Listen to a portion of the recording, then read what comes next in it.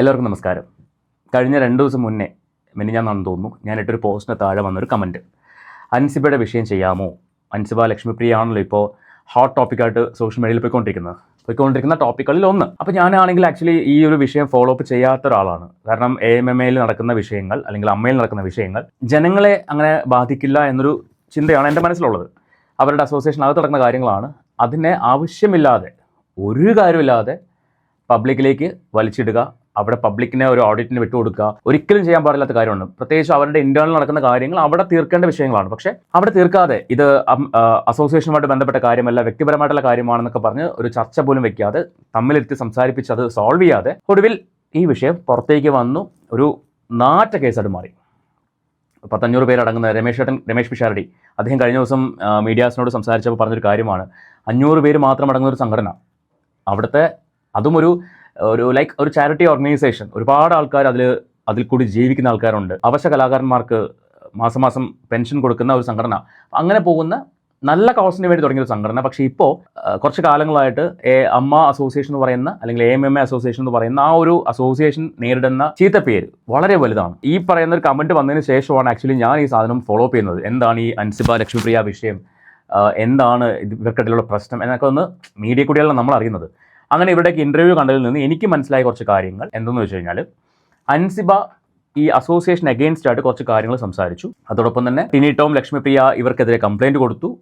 ഇപ്പോൾ റീസെൻ്റായിട്ട് ശ്വേതാ മേനോനെതിരെയും കംപ്ലയിൻറ്റ് പോയിട്ടുണ്ട്. അപ്പോൾ ഇങ്ങനെയുള്ള കുറേ സംഭവങ്ങളാണ് ഇത് നടക്കുന്നത്. ലക്ഷ്മിപ്രിയ ആണെങ്കിൽ അൻസിബയുടെ സ്വഭാവം പോലും മോശമാണ് അല്ലെങ്കിൽ മോശക്കാരിയാവുന്ന ലെവലിലാണ് ലക്ഷ്മിപ്രിയ പല ഇൻ്റർവ്യൂവിലും സംസാരിക്കുന്നത്. നമ്മളിവിടെ നോക്കുന്ന ഒരു കാര്യം എന്ന് പറയുന്നത് ലക്ഷ്മിപ്രിയയുടെ ഇൻ്റർവ്യൂ, ഒപ്പം ലക്ഷ്മിപ്രിയ അൻസിബേനെ ചേർത്ത് പറയുന്ന ഒരാളുടെ ഫേസ്ബുക്ക് പോസ്റ്റ്, പിന്നെ അൻസിബയുടെ ഇൻ്റർവ്യൂവിൻ്റെ ചെറിയൊരു ഭാഗം. ഇത്രയാണ് നമ്മൾ നോക്കുന്നത്. എന്തായാലും നമുക്ക് ആ ഫേസ്ബുക്ക് പോസ്റ്റ് ഒന്ന് വായിക്കാം. എന്താണ് ആ പോസ്റ്റിൽ പറയുന്നത്? ഈ പോസ്റ്റ് ഇട്ട ആളുടെ പേര് മിഥിലജ് എന്നാണ്. അദ്ദേഹം, എനിക്ക് തോന്നുന്നു, എൻ്റെ ഓർമ്മ ശരിയാണെങ്കിൽ കോമഡി ഉത്സവം ഒരു സമയത്ത് ഡയറക്റ്റ് ചെയ്ത ഒരാളാണെന്ന് തോന്നുന്നു. ഡയറക്ഷനോ സ്ക്രിപ്റ്റ് റൈറ്റിങ്ങോ എന്തോ ഒരു പരിപാടിയാണ് ആൾ ചെയ്യുന്നത്. ഈ പറയുന്ന കോമഡി ഉത്സവമായിട്ട് എന്തോ ഒരു ബന്ധമുണ്ട് ആൾക്ക്. നമുക്ക് എന്തായാലും അദ്ദേഹത്തിൻ്റെ പോസ്റ്റ് ഒന്ന് വായിക്കാം. അദ്ദേഹത്തിന് ഈ വിഷയവുമായിട്ട് ഭയങ്കര ഒരു ബന്ധമുണ്ട്, അതിലേക്ക് വരാം.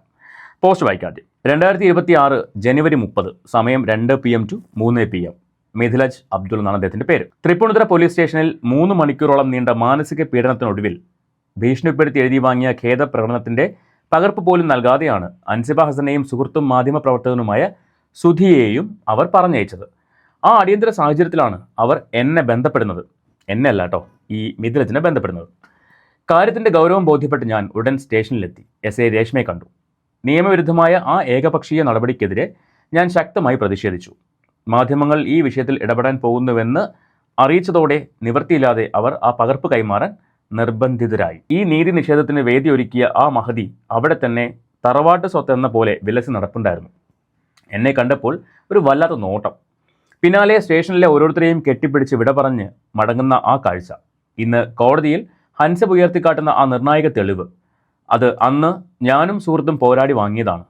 ആ തെളിവിനെതിരെ തിരക്കഥാകൃത്തായ ആ മഹതി മെനഞ്ഞെടുത്ത തട്ടിപ്പ് കഥയാണ് ഇന്ന് പുറത്തു വന്നത്.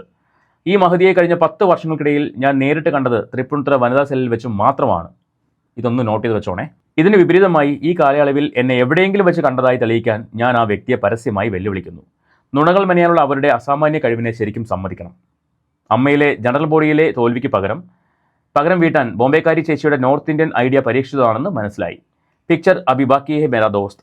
എനിക്കെതിരെ നടത്തിയ ഈ വ്യക്തിഹത്യയ്ക്കും അസത്യ പ്രചാരണങ്ങൾക്കും എതിരെ നിയമപരമായ നടപടികൾ ഞാൻ ഇതിനകം ആരംഭിച്ചു കഴിഞ്ഞു. പണവും സ്വാധീനവും നൽകി മാത്രം സൗഹൃദങ്ങൾ കെട്ടിപ്പടുത്ത് ശീലമുള്ള ആ മഹതിയോട് ഒന്നു മാത്രമേ പറയാനുള്ളൂ. അൻസിബയുടെ പോരാട്ടത്തിൽ ഞാനും എൻ്റെ സുഹൃത്തുക്കളും അവസാന ശ്വാസം വരെ കൂടെ ഉണ്ടാവും.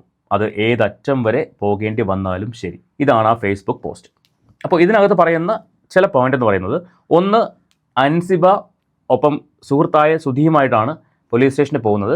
അവിടെ വെച്ചിട്ട് അൻസിബയെ കൊണ്ട് എഴുതി ഒപ്പിടിച്ചു. ആ ഒപ്പിട്ട പേപ്പറിൻ്റെ ഫോട്ടോ എടുക്കാനോ അല്ലെങ്കിൽ അതിൻ്റെ കോപ്പി കൊടുക്കാനൊന്നും അവർ തയ്യാറായില്ല. അതിനുശേഷമാണ് അൻസിബയുടെ സുഹൃത്തായ സുധി മിഥിലജിനെ വിളിക്കുന്നതെന്നാണ് മിഥിലജ് പറയുന്നത്. ഓക്കെ, ഇതേ കാര്യം അൻസിബ ശരിവെക്കുന്നുമുണ്ട്. നമുക്ക് ആ ഒരു വീഡിയോ കാണാം. അതോടൊപ്പം തന്നെ വേറൊരു കാര്യം ഇതിനകത്ത് പറയുന്നത്, ബോംബെക്കാരി ചേച്ചി, അത് ശ്വേതാ മേനോനാണെന്നാണ് ഞാൻ വിചാരിക്കുന്നത്. അവരും കൂടി ചേർന്ന് നടത്തുന്ന ഒരു നാടകമാണ് ഈ വിഷയം എന്നാണ് ഇദ്ദേഹം പറയാൻ ശ്രമിക്കുന്നതെന്നാണ് എൻ്റെ ഒരു കാഴ്ചപ്പാട്. അപ്പോൾ നമുക്കിനി അൻസിബയുടെ ഇൻ്റർവ്യൂ ഒന്ന് കാണാം. എന്താണ് ഇൻ്റർവ്യൂവിൽ പറയുന്നത്?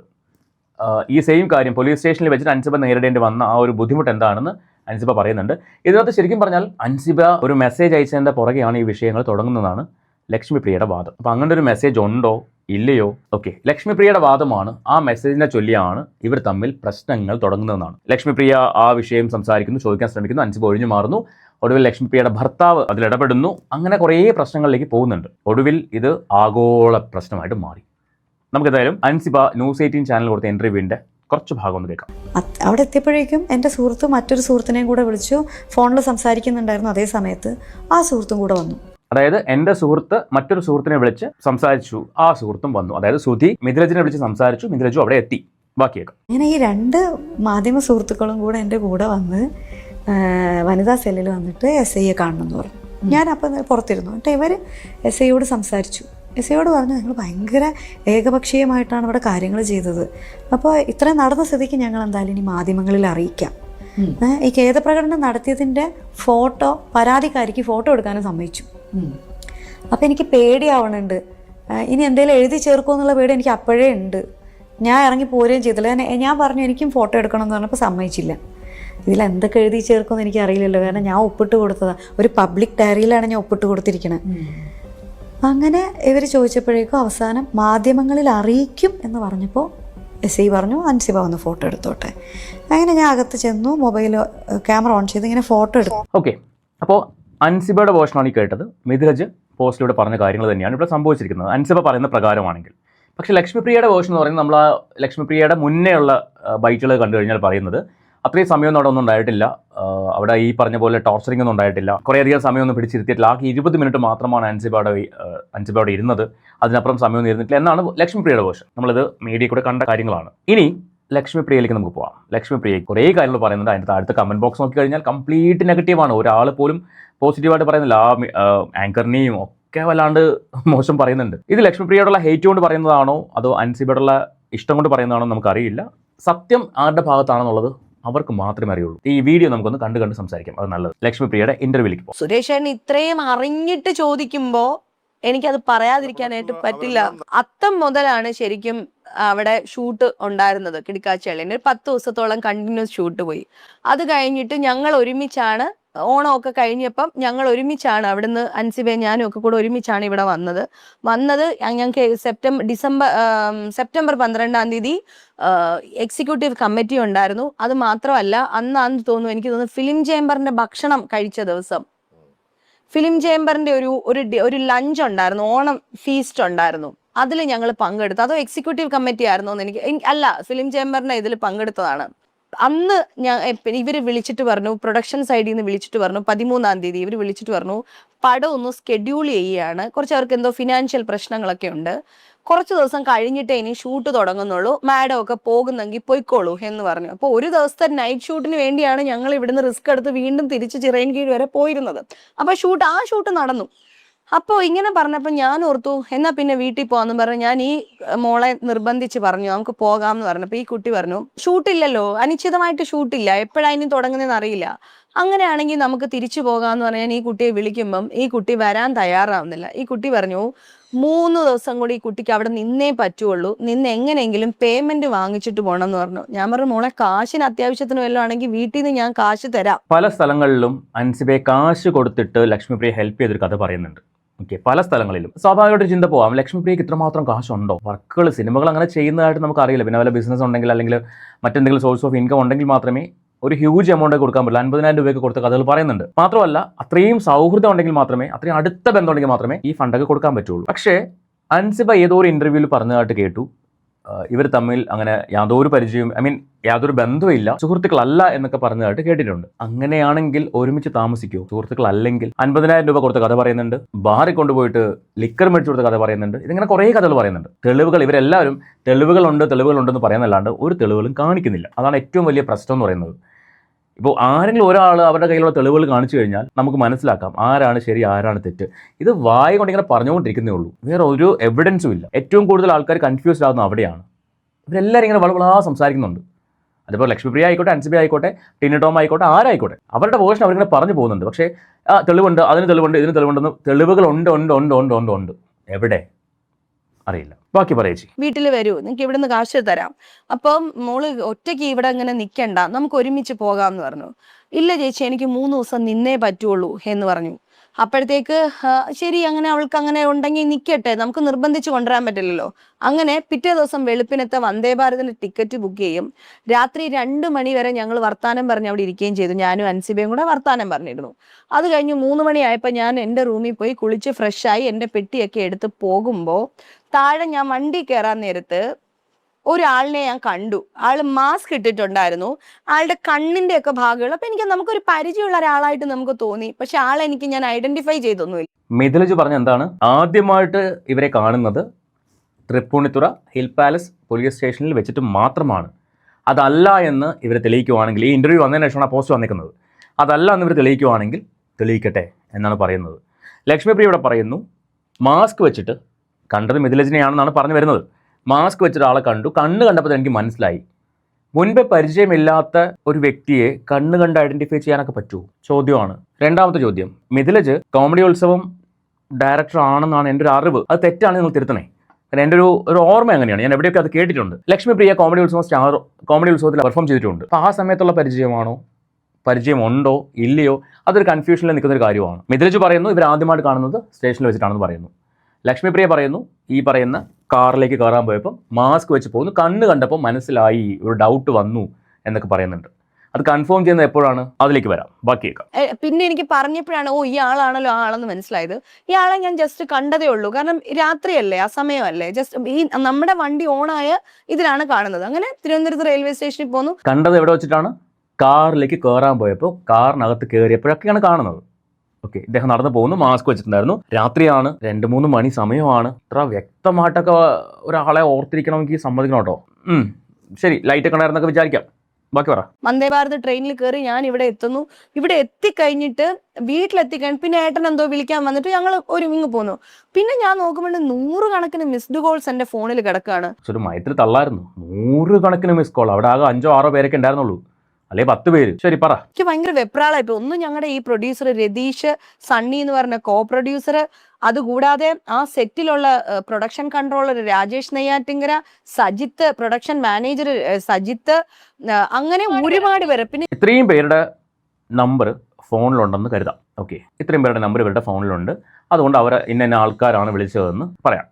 പക്ഷേ ഈ പേരുകളിൽ പറയാത്ത ഒരു പേര് ചേച്ചി പറയുന്നുണ്ട്. അവിടുത്തെ കെയർ ടേക്കറോ അങ്ങനെ ആരോ ആണ്, അവരുടെ കാര്യം പറയുന്നത്. നമുക്ക് അതിലേക്ക് വരാം. എന്തിനാണ് ലക്ഷ്മിപ്രിയയെ ഇത്രയും അധികം ആൾക്കാർ വിളിക്കുന്നത്? ബാക്കിയേക്കാം. ജയ്ചേട്ടൻ വന്ന് വണ്ടി കയറി ഇരുന്നിട്ടാണ് ഞാൻ തിരിച്ചു വിളിക്കുന്നത്. അപ്പൊ ആദ്യത്തെ കോള് ഷീബ എന്ന് പറഞ്ഞ ചേച്ചിയുടെ കോൾ ലിസ്റ്റ് ആണ്. നേരത്തെ പറഞ്ഞ പേരുകളിൽ ഈ പറഞ്ഞ ഷീബ ചേച്ചി ഉണ്ടായിരുന്നോ? ഇല്ലല്ലോ. ഇവരുടെ സിനിമ ക്രൂവുമായിട്ട് ബന്ധപ്പെട്ട ആൾക്കാരുടെ പേരല്ലേ ഉള്ളൂ. പിന്നെ ഈ ഷീബ എന്ന് പറഞ്ഞ ചേച്ചിയുടെ നമ്പർ സേവ്ഡ് ആയിരുന്നോ? ഇത്ര വ്യക്തമായിട്ട് ഓർത്തിരിക്കാനൊക്കെ? അവരവിടുത്തെ ആ അപ്പാർട്ട്മെന്റിലെ സ്റ്റാഫ് ആയിരിക്കില്ലേ? അപ്പോൾ അവരുടെ നമ്പർ സേവ് ചെയ്ത് വെച്ചിട്ടുണ്ടോ? ക്ലിയർ ആയിട്ട് ആ ചേച്ചിയുടെ നമ്പറാണ് ആദ്യം വന്നതെന്നൊക്കെ വ്യക്തമായിട്ട് ഓർത്തിരിക്കാനായിട്ട് എന്തൊക്കെയോ പൊരുത്തക്കെട്ടുകളുണ്ട് ഇവരുടെ സംസാരത്തിനകത്തെ. പോകെ അത് അതിലേക്കൊരു ക്ലാരിറ്റി വരും. ഇതിനകത്ത് ഇത് കുക്ക്ഡപ്പ് സ്റ്റോറി ആണോ എന്നൊരു ക്ലാരിറ്റി വരും. സത്യം ഉണ്ടായിരിക്കാം. ഇനി എന്തൊക്കെ തന്നെയാണെങ്കിലും അൻസിബയെ സംബന്ധിച്ച് അൻസിബ പ്രായപൂർത്തിയായ ഒരു പെൺകുട്ടിയാണ്. മിഥിലജും പ്രായപൂർത്തിയായ ഒരാളാണ്. അൻസിബ മാരീഡ് അല്ല. മറ്റയാളുടെ കാര്യം നമുക്ക് അറിയത്തില്ല. എന്നാൽ പോലും ഇന്നത്തെ സൊസൈറ്റിയിൽ ഇത് തെറ്റാണോ? അവരിഷ്ടത്തിലായിരിക്കാം. അവരുടെ പേഴ്സണൽ കാര്യം അല്ലേ, അവരുടെ പേഴ്സണൽ കാര്യം വേറൊരാൾക്കും ചോദ്യം ചെയ്യാൻ റൈറ്റ് ഇല്ല. ആ അപ്പാർട്ട്മെൻറ്റുകാർ അല്ലെങ്കിൽ ആ ഹോട്ടലുകാർ ഇവരെ പുറത്താക്കുകയോ അല്ലെ, അത് അവരുടെ ഇന്റേണൽ കാര്യമാണ്. ലക്ഷ്മിപ്രിയയ്ക്ക് അതിനകത്ത് എന്താ റോള്? ഇതാണ് ചോദ്യം. അതിപ്പോൾ ഈ ഒരു ഇന്റർവ്യൂവിൽ വന്നിരുന്ന് വിളമ്പേണ്ട കാര്യം എന്താണ്? അപ്പോൾ ഇത് പക്ക അൻസിബയുടെ ക്യാരക്ടറിനെ മോശമാണ് എന്ന് ചിത്രീകരിക്കാൻ വേണ്ടി പറയുന്നൊരു സ്റ്റോറി. ബാക്കിയേക്കാം. അതിലേക്ക് ഞാൻ വിളിച്ചപ്പം എൻ്റെ അടുത്ത് പറയുന്നത്, ലക്ഷ്മി മാഡം റൂം, ഞങ്ങൾക്ക് അവിടെ അപ്പാർട്ട്മെന്റ് ഹോട്ടലാണ്, 2 റൂമും ഹാളും കിച്ചനുമായിട്ട് അപ്പാർട്ട്മെന്റ് ഹോട്ടലാണ്. അപ്പൊ അതിൽ ഒരു റൂമിൽ ഞാൻ, ഒരു റൂമിൽ അൻസിബ, ഇങ്ങനെയാണ് താമസിക്കുന്നത്. അപ്പം ലക്ഷ്മി മാഡം ഇറങ്ങിയ ഉടനെ 4 മണിക്ക് ഷാർപ്പ് ലക്ഷ്മി മാഡം ഇറങ്ങിയ ഉടനെ ഒരാള്, മാസ്ക് ഇട്ട ഒരാള് ഈ റൂമിലേക്ക് കയറി. അൻസിബ മാഡം വന്ന് ഡോറ് തുറന്നു കൊടുത്തു, അകത്തേക്ക് കയറി. ഇത് CCTV കണ്ടു എന്ന് പറഞ്ഞു. സാറ് കണ്ടു എന്ന്. അതായത് നൈറ്റില് വോയിസ് കമാൻഡിങ്, അവിടെ നൈറ്റിൽ ഇത് മോണിറ്റർ ചെയ്യുന്നത് ദുബായിൽ ഇരുന്നിട്ട് സജീർ എന്ന് പറഞ്ഞ ഈ റിവേറ റെസിഡൻസിയുടെ ഉടമസ്ഥനാണ് ഇത് മോണിറ്റർ ചെയ്യുന്നത്. അപ്പൊ പുള്ളി പറയും, അല്ല, ഈ റിവേറ റെസിഡൻസിയുടെ ഓണർക്ക് മോണിറ്റർ ചെയ്യാൻ ഇവിടെ 4 മണി എന്ന് പറയുമ്പോൾ അവിടെ 2:30 1.5 മണിക്കൂർ ബാക്കാണ്. അതൊക്കെ ഉറക്കമൊന്നുമില്ലേ? ഓണറാണേ, ദുബായിലിരിക്കുന്ന സ്റ്റാഫ് അല്ല, മാനേജർ അല്ല, ആരുമല്ല, ഓണറാണ്. ഓണർക്ക് മോണിറ്റർ ചെയ്യാൻ. അപ്പോൾ ഈ CCTV ക്യാമറ എവിടെ വെച്ചേക്കുന്നത്? അൻസിബയുടെ റൂമിനകത്താണോ അല്ലെങ്കിൽ ആ കോറിഡോറിലായിരിക്കാം. ഇത് കറക്റ്റ് ആ സമയത്ത് ഇങ്ങനെ നോക്കിക്കൊണ്ടിരിക്കണമെങ്കിൽ മാഡം ഇറങ്ങി പോയ ഉടനെ ഒരാൾ കയറിപ്പോയി, അപ്പോഴാണ് ഈ ഓണർ ഇവിടെ ഇൻഫോം ചെയ്യുന്നതെന്ന് പറയുന്നു. അപ്പോൾ ഈ 2:30 മണി സമയത്ത് അയാൾക്ക് ഉറക്കമില്ലേ? അത്രയ്ക്ക് ദാരിദ്ര്യം പിടിച്ച ഒരാളാണോ? ഒരു അതിനു വേണ്ടി ഒരാളെ വെക്കാതെ കണ്ണിൽ എണ്ണ ഒഴിച്ച് കാത്തിരിക്കാനായിട്ട്. വേറൊരു സ്റ്റാഫാണെന്ന് പറഞ്ഞാലും നമുക്ക് വിശ്വസിക്കായിരുന്നു.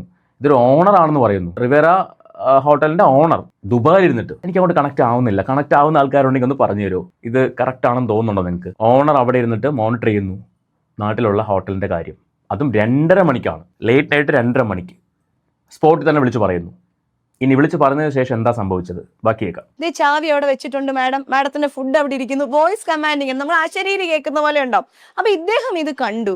ഇദ്ദേഹം എന്തോന്നറിയ പറയുന്നത്, ഈ വോയിസ് കമാൻഡ് വരാനായിട്ട് ഈ ഓണർക്ക് ഉറക്കമൊന്നുമില്ല. ഓണർക്ക് അവിടെ വേറെ പണിയൊന്നുമില്ലേ എല്ലാ റൂമുകളിലും ഇങ്ങനെ വിളിച്ച് പറയാൻ?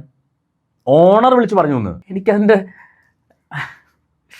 അല്ലെ പറയുമ്പോൾ ഒരു അല്പമെങ്കിലും ഒരു വിശ്വസിക്കുന്ന ഒരു കാര്യം പറയണ്ടേ? വോയിസ് കമാൻഡ് വഴി ഓണർ ഇൻഫർമേഷൻ കൊടുക്കുന്നു, അവിടെ ചാവി ഇരിക്കുന്നു, അവിടെ അതിരിക്കുന്നു, ഇവിടെ ഇരിക്കുന്നു എന്ന് പറയുന്നത് ഓണറാണ് പറയുന്നതെന്ന്. ബാക്കി പറ.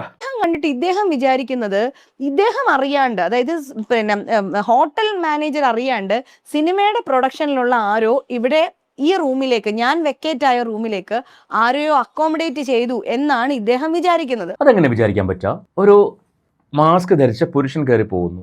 ആ റൂമിൽ ഓൾറെഡി 2 സ്ത്രീകളായിരുന്നു. അതിലൊരു സ്ത്രീ ഇറങ്ങിപ്പോയി, വേറെ ഉള്ളൊരു സ്ത്രീയാണ്. ആ സ്ത്രീയുടെ റൂമിലേക്ക് ഒരു പുരുഷനെ അക്കോമഡേറ്റ് ചെയ്യൂ. ആ ചിന്ത ഓണറുടെ ചിന്ത കൊള്ളാമല്ലോ. ശരി, ആയിക്കോട്ടെ, ബാക്കി പറ. ഇദ്ദേഹം എന്ത് ചെയ്തു? ഈ വെളുപ്പിനെ തന്നെ ഈ മാനേജേഴ്സിനെ വിളിക്കുന്നു. മാനേജേഴ്സ് പറയുന്നു ഞങ്ങൾക്കറിയില്ല, ഇങ്ങനെ ഒരാൾ വന്നിട്ട് ഞങ്ങൾക്കറിയില്ല.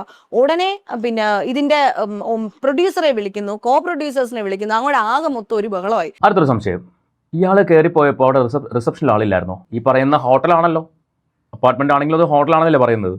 അവിടെ റിസപ്ഷനിൽ ആളില്ലേ? ആ റിസപ്ഷനിൽ ആൾ കണ്ടില്ലേ ഇങ്ങനെ ഒരാൾ കയറി പോകുന്നത്? ഞങ്ങൾക്ക് അറിയില്ലെന്ന് പറയാം. അപ്പോൾ റിസപ്ഷനിൽ ആൾ കിടന്ന് ഉറങ്ങുന്ന സമയത്താണ് അവിടെ ഓണർ, ദുബായിൽ ഉണർന്നിരിക്കുന്നത്. ചേച്ചി പറയുമ്പോൾ കുറച്ച് വിശ്വസിക്കുന്ന കഥ പറ.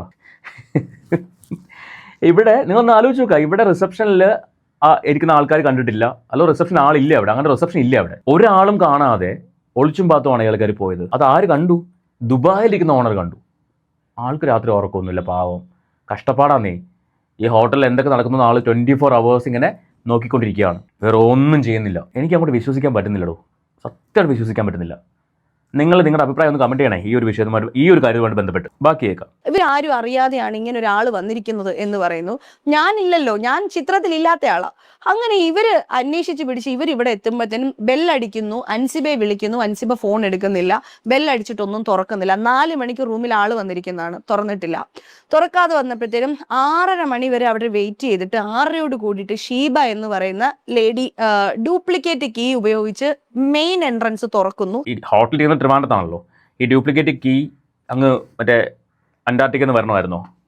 4 മണിക്ക് ഇതെല്ലാം കണ്ടുപിടിക്കുന്നു, 6:30 മണി വരെ കാത്തിരിക്കുന്നു, 6:30 ഡ്യൂപ്ലിക്കേറ്റ് കീയും കൊണ്ടുവരുന്നു. അപ്പോൾ കീ അവിടെ ഇല്ലായിരുന്നു, കീ വേറെ എവിടെയെങ്കിലും കൊണ്ടുവരണമായിരുന്നോ? എന്താ അതിന് മുന്നേ തുറന്നു നോക്കിയില്ല? അതുകൊണ്ട് ഇതൊക്കെ കേൾക്കുമ്പോഴേ ചേച്ചി നന്നായിട്ട് സ്ക്രിപ്റ്റ് തയ്യാറാക്കി വന്നിരുന്ന് കൊടുക്കുന്ന ഇൻ്റർവ്യൂ, ചേച്ചിനെ വെളുപ്പിക്കാൻ എടുക്കുന്ന ഒരു ഇൻ്റർവ്യൂ പോലെയൊക്കെ തോന്നുന്നുണ്ട്. ഓക്കെ, ഒരു പെൺകുട്ടിയുടെ ക്യാരക്ടർ അത്രയും മോശമാണ് എന്ന് വരുത്തി തീർക്കാൻ വേണ്ടി അങ്ങനെ കാണിച്ചിട്ട് അവൾ നമുക്കെതിരെ ആരോപിച്ച ആരോപണങ്ങളെല്ലാം തെറ്റാണ്, കളവാണ്, ആള് ശരിയല്ല എന്ന് വരുത്തി തീർക്കാനുള്ള ഒരു ഇൻ്റർവ്യൂ ആയിട്ടാണ് എനിക്ക് ഈ ഇൻ്റർവ്യൂ ഫുള്ളായിട്ടാണ് ഇപ്പോൾ തോന്നിയത്. ഓക്കെ, അൻസിബയുടെ ഇൻ്റർവ്യൂ കണ്ടു കഴിഞ്ഞാൽ മനസ്സിലാവുന്ന കാര്യം, അൻസിബ ആരോപിക്കുന്ന മുഴുവനും 1 അസോസിയേഷൻ അഗെയിൻസ്റ്റ് ആണ്, അസോസിയേഷൻ്റെ ഭാരവാഹികൾക്ക് അഗെയിൻസ്റ്റ് ആയിട്ടാണ്. 2 ലക്ഷ്മിപ്രിയ പോലത്തെ കംപ്ലൈൻറ്റ് അഗെയിൻസ്റ്റ് ആണ്. 3 ടിനി ടോമിന് അഗെയിൻസ്റ്റ് ആണ്. ഇതാണ് അൻസിബയുടെ വേർഷൻ. നമുക്ക് ബാക്കി കേൾക്കാം. നേരെ എന്റെ റൂമിലേക്ക് നോക്കുന്നു, അവിടെ ആരെയും കാണാനില്ല. അപ്പൊ അൻസിബയുടെ റൂമിൽ തട്ടി അൻസിബയെ വിളിച്ചു. അപ്പൊ അവര് പറഞ്ഞ വാക്കാണ്, അപ്പൊ ജനിച്ചു വന്ന കുഞ്ഞിന്റെ നിഷ്കളങ്കതയോടെ അൻസിബ മാഡം വന്നിട്ട് വാതിൽ തുറന്നു എന്ന്. മനസ്സിലായോ? ഇപ്പൊ ചോദിച്ചു ആരെങ്കിലും അകത്തുണ്ടോ എന്ന് ചോദിച്ചപ്പോഴും അയ്യോ ഇല്ല, ആരും ഇല്ല, ആരും വന്നിട്ടില്ലല്ലോ എന്ന് പറഞ്ഞെന്ന്. അപ്പൊ ഇവര് ഡോർ ഇച്ചിരി ഒന്ന് തള്ളി തുറന്നിട്ട് ചോദിച്ചു. അപ്പൊ അവര് തന്നെ അന്തം വിടും, ആരാ ഇവിടെ കയറിയെന്ന് നമുക്ക് അറിയില്ല, മുഖംമൂടിയും വെച്ചിട്ടുണ്ട്, മുഖംമൂടിയല്ല മാസ്കും വെച്ചിട്ടുണ്ട്. അങ്ങനെ അത് പിന്നെ ഇങ്ങനെ നോക്കുമ്പോഴത്തേന് ഈ പുള്ളി കട്ടിലയിൽ ഇരിക്കുക, ഈ മനുഷ്യൻ കട്ടിലയിൽ ഇരിക്കുന്നു, എഴുന്നേറ്റിരിക്കുന്നു. അപ്പൊ ഇതാരാണെന്ന് ചോദിച്ചു. അയ്യോ ഇതെന്റെ ബ്രദർ ആണ് എന്ന് പറഞ്ഞു. അപ്പോഴത്തേനും പറഞ്ഞു, ആണോ ബ്രദർ ഇവിടെ സ്റ്റേ ചെയ്യുന്നുണ്ടോ? ആർക്കും ആരുടെ റൂമിലും വരാമെന്ന് ഇപ്പൊ സുപ്രീം കോടതിയുടെ ഓർഡർ പോലും ഉണ്ട്. ബ്രദർ സ്റ്റേ ചെയ്യുന്നുണ്ടോ? പറഞ്ഞു പിന്നെ സ്റ്റേ ചെയ്യുന്നുണ്ട്, 3 days സ്റ്റേ ചെയ്യുന്നുണ്ട് എന്ന് പറഞ്ഞു. ആ ഹോട്ടലിൽ എന്ത് സേഫ്റ്റിയാണുള്ളത്? ഒരാള് 4 മണിക്ക് കയറിപ്പോയ ഒരാൾ, ഓക്കെ ഇവരുടെ വേർഷനാണ്, നമ്മുടെ അല്ല കേട്ടോ. 4 മണിക്ക് കയറിപ്പോയ ഒരാൾ 6:30 മണി വരെ ഇവർ കാത്തിരിക്കുകയാണ് ഡ്യൂപ്ലിക്കേറ്റ് കീ വെച്ചിട്ട്. അതായത് 4 മണി മുതൽ വാതിൽ മുട്ടുന്നു, വാതിൽ ആരും തുറക്കുന്നില്ല എന്ന് പറയുന്നു. പക്ഷേ 6:30 മണിയായപ്പോൾ ഡ്യൂപ്ലിക്കേറ്റ് കീയും കൊണ്ട് വന്നിട്ട് വാതിൽ തുറന്ന് അകത്ത് കയറി കാര്യങ്ങളൊക്കെ ചോദിക്കുന്നു. ഈ 2.5 മണിക്കൂറിനുള്ളിൽ കയറിയ ആൾ ഈ അകത്ത് കിടക്കുന്ന ആ പെൺകുട്ടീനെ അല്ലെങ്കിൽ ആ സ്ത്രീനെ എന്തെങ്കിലും ചെയ്തിരുന്നെങ്കിലോ, അതിനു വേണ്ടി പോയ ഒരാളാണെങ്കിലോ, അപ്പോൾ ആ ഹോട്ടലിൽ എന്ത് സേഫ്റ്റി ഉണ്ട്, എന്ത് സെക്യൂരിറ്റി ഉണ്ട്? റിസപ്ഷനിൽ ആരും അയാളെ കണ്ടിട്ടില്ല, വേറെ സ്റ്റാഫുകൾ ആരും കണ്ടിട്ടില്ല.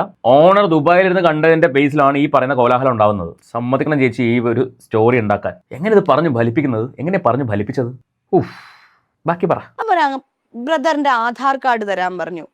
ആധാർ കാർഡ് ചോദിച്ചപ്പോൾ പറഞ്ഞു അവർ 7 സ്റ്റാർ ഹോട്ടലിൽ ഇവരെ താമസിക്കുന്ന ആൾക്കാരാണ്, ആധാർ കാർഡ് ഒന്നും തരാനായിട്ട് പറ്റത്തില്ല, ID തരാൻ പറ്റില്ല, ഇതാന്ന് പറഞ്ഞു ഭയങ്കര ബഹളം. അപ്പൊ സിനിമാക്കാരും ഇദ്ദേഹത്തിന്റെ അടുത്ത് വഴക്കിടുന്നു, ഈ ഞങ്ങളുടെ പ്രൊഡക്ഷൻ സൈഡിലുള്ള ആൾക്കാർ വഴക്കിടുന്നു. ഇത് മുഴുവനും ഇവര് വീഡിയോ എടുത്തു വെച്ചിട്ടുണ്ട്. ഞാൻ പറയുന്നുണ്ടല്ലോ, ഞാൻ പറയുന്ന ഒരു കാര്യത്തിനും തെളിവില്ലാതെ ലക്ഷ്മിപ്രിയ സംസാരിക്കില്ല എന്ന് പറയുന്നുണ്ടല്ലോ. അപ്പൊ ഇവര് അത് പറച്ചിൽ മാത്രമേ ഉള്ളന്നേ, ഈ തെളിവുകളൊന്നും എവിടെയും കാണുന്നില്ല. എനിക്ക് എന്താണെന്ന് മനസ്സിലാവുന്നില്ല. ഈ സോഷ്യൽ മീഡിയയിൽ വന്ന് ഇതുപോലെ സംസാരിക്കുന്ന ആൾക്കാർ ആരും തന്നെ എവിഡൻസ് പുറത്തുവിടുന്ന ആൾക്കാർ വളരെ കുറവാണ്. ആകെ എന്തെങ്കിലുമൊക്കെ എവിഡൻസ് പുറത്തുവിട്ടത് ഫിറോസ് മാത്രമാണ്. പിന്നെ സജന ഒരു ഓഡിയോ ക്ലിപ്പും പുറത്തുവിട്ടു. ബാക്കി ഓരോ കേസുകൾ എടുത്ത് നോക്കിക്കഴിഞ്ഞാലും തെളിവുകളില്ല, ഉള്ളതെല്ലാം ഫാബ്രിക്കേറ്റഡുമാണ്. ഇവിടെയും തെളിവുകളില്ല. പറയുവാണ് എൻ്റെ ഉണ്ട്, അതുണ്ട്, ഇതുണ്ടെന്നൊക്കെ പറയുകയാണ്, പക്ഷെ അറിയില്ല, ഒന്നും കാണിക്കുന്നില്ല. ശരി, ബാക്കിയേക്കാം.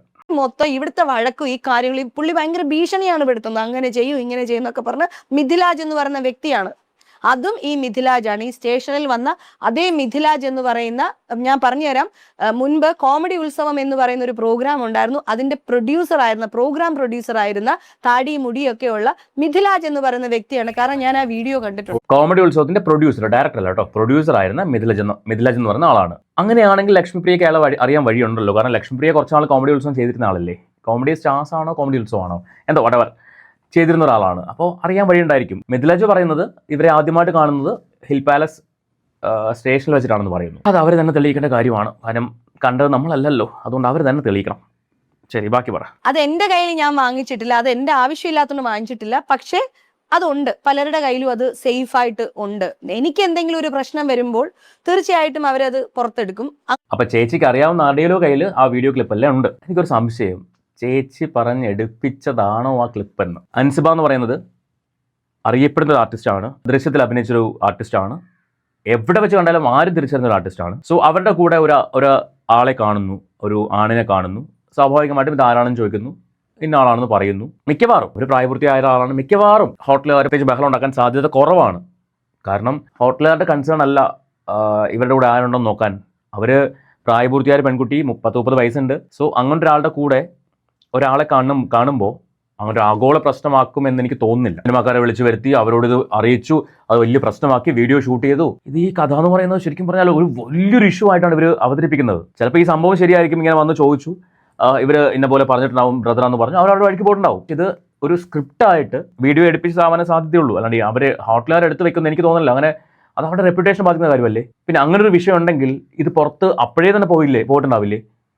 ആരെങ്കിലും തന്നെ ആ വീഡിയോ പുറത്ത് വിടില്ലായിരുന്നോ? എങ്ങനെ അമ്മയ്ക്കകത്തുള്ള വിഷയം പോലും, അമ്മയ്ക്കകത്ത് നടക്കുന്ന ചർച്ച പോലും പുറത്തേക്ക് വിടുന്ന ടീമുകളാണ്. ഓക്കെ, ആ ടീമുകൾ ഈ സാധനം പുറത്തേക്ക് വിടില്ലെന്ന് തോന്നുന്നുണ്ടോ? വിടാം. ലക്ഷ്മിപ്രിയ, നീന കുറുപ്പിനെ തെറി പറയുന്ന ഓഡിയോ വരെ പുറത്ത് വിട്ട ടീംസാണ്. അപ്പോൾ ഈ സാധനം ഷൂട്ട് ചെയ്ത് വെച്ചിട്ട് പലരുടെയും കയ്യിലുണ്ട്. എനിക്കൊരു പ്രശ്നം വരുമ്പോൾ അവരത് പുറത്തു വിടുന്നു പറയുമ്പോൾ അതൊരു ഭീഷണിയല്ലേ? എനിക്ക് അങ്ങനെ തോന്നുന്നത്. ബാക്കിയേക്കാം. അങ്ങനെ ഒരു രേഖയുണ്ട്.